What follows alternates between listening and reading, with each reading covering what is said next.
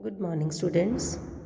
जैसा कि आप सभी जानते हैं कि सेकेंड टर्म शुरू हो चुका है और उसमें हम यूनिट 5 अब कर रहे हैं।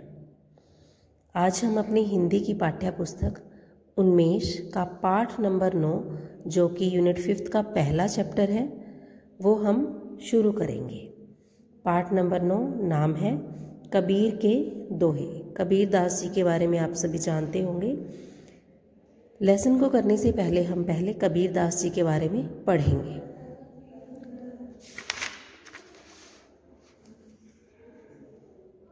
आपके बुक में ही कबीर दास जी का परिचय दिया हुआ है।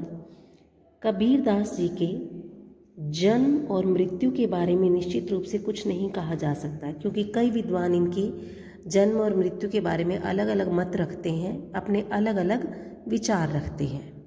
पर उनका जीवन काल 1398 ईस्वी से 1518 ईस्वी तक माना जाता है।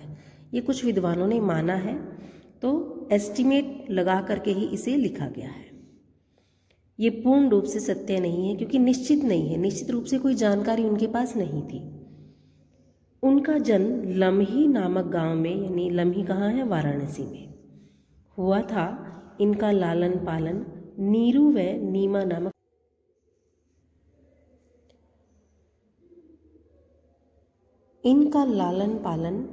नीरू व नीमा नामक जुलाहा दंपति ने किया। लालन पालन मतलब इनको पाला पोसा बड़ा किया। दंपति यानी ये पति पत्नी। ये रामानंद जी के शिष्य बन गए और जगह जगह घूमते रहे।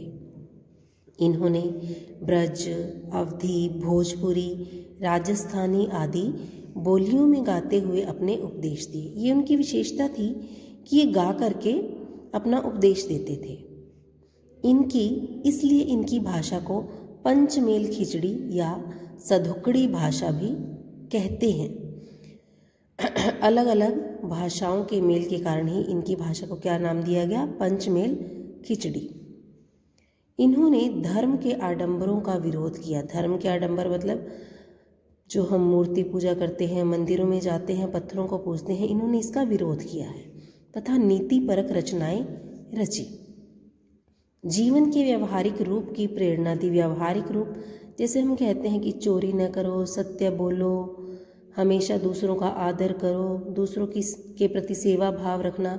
इन्हें सिर्फ मुंह से कहना ही नहीं बल्कि अपने व्यवहार में लागू करना, अपनाना इन चीज़ों को। अगर हम कह रहे हैं कि हम सत्य बोलेंगे तो हमें सत्य बोलना होगा, तो इसी व्यवहारिक रूप की उन्होंने प्रेरणा दी है तथा इंसान को प्रेम करने का पाठ पढ़ाया।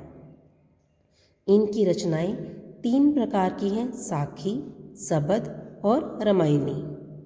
इसके बाद कुछ और बातें भी हैं कबीर दास जी के बारे में।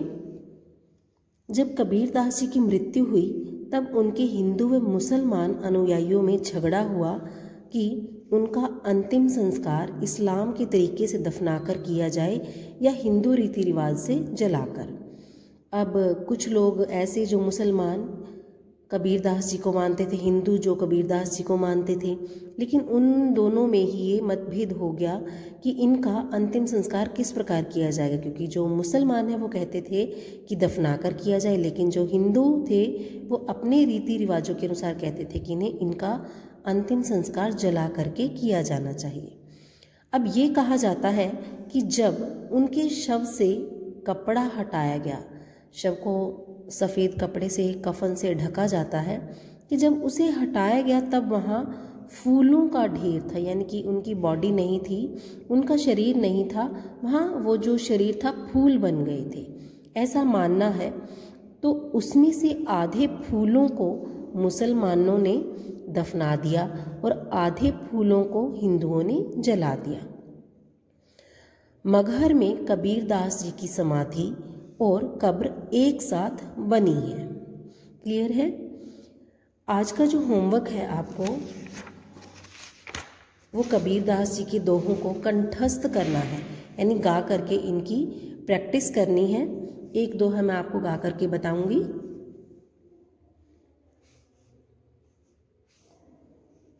पहले वाला हमने कल जूम मीटिंग में भी गाया था, आज ये वाला गाएंगे। बड़ा हुआ तो क्या हुआ, जैसे पेड़ खजूर। बड़ा हुआ तो क्या हुआ, जैसे पेड़ खजूर।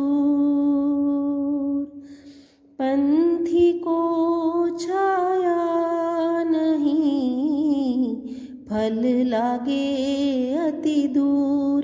कबीरा फल लागे अति दूर। इस प्रकार बच्चों आपको भी गा करके इनकी प्रैक्टिस करनी है। आज के होमवर्क में आपके लिए यही रहेगा। Thank you.